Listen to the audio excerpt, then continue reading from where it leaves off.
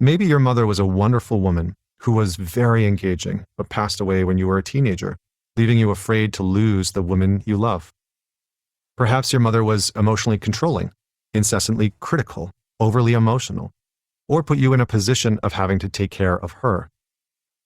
Or maybe she was distant and unemotional, rarely giving you love or physical affection.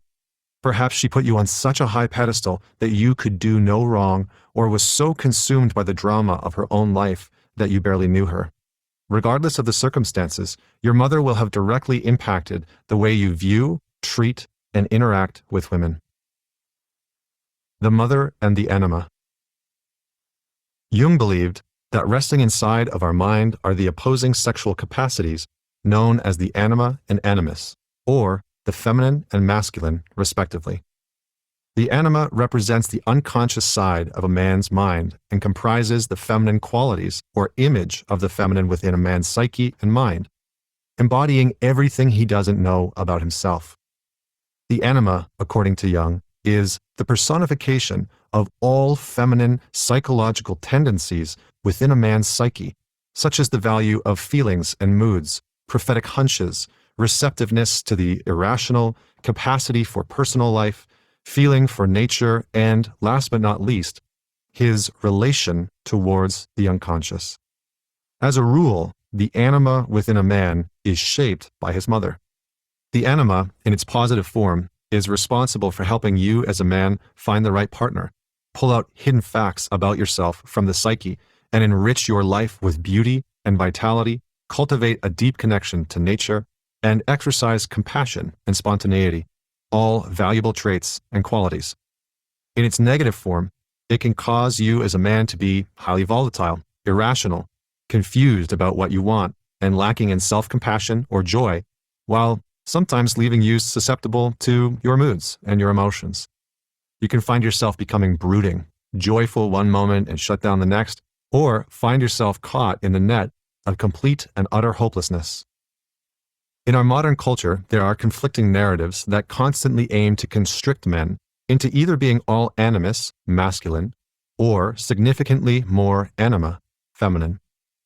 Much of the mainstream rhetoric now conspires to make men more feminine. Social media, dating advice, and most mainstream sources look at the problems within male culture and tell men that the solution is to simply be more vulnerable, overly empathetic to others, and to disconnect from their innate ability to be assertive. Not truly understanding the issue, mainstream culture advocates for men to disconnect from and degrade their own masculine essence and core. But the problem isn't that men need to be less masculine and more feminine.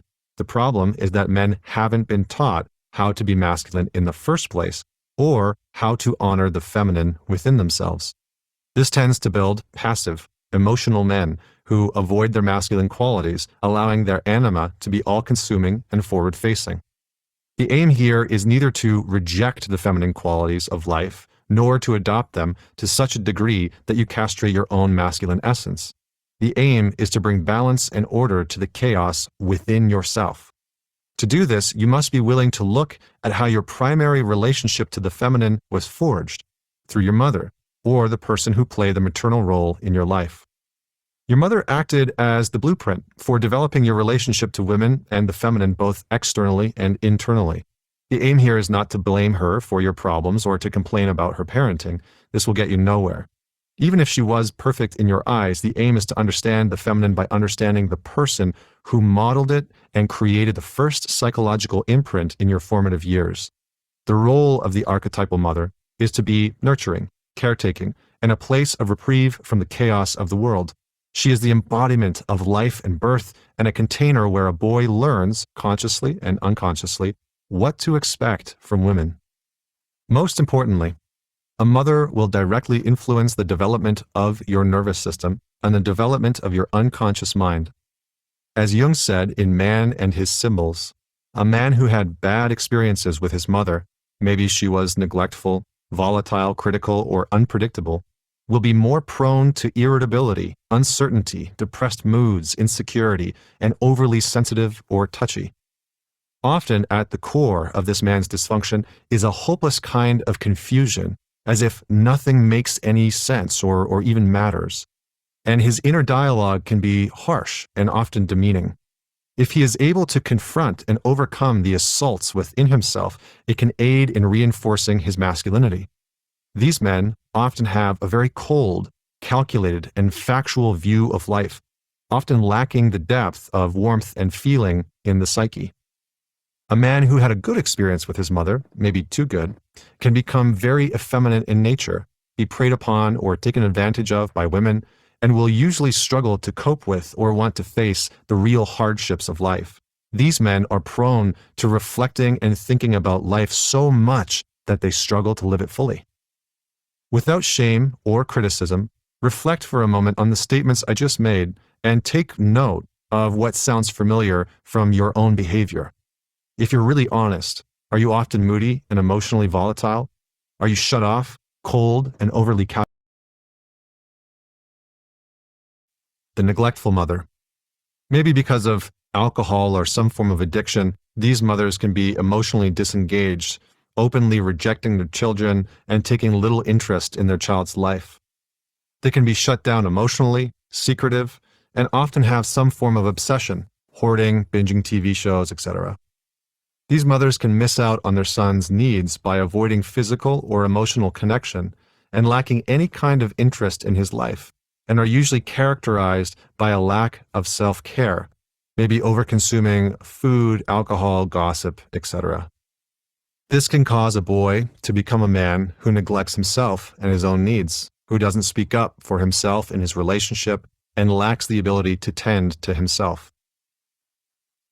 The critical and contemptuous mother. Nothing is ever good enough for her, and she makes sure that you know it.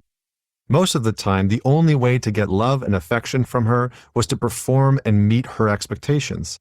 She was critical about everything that you do and did.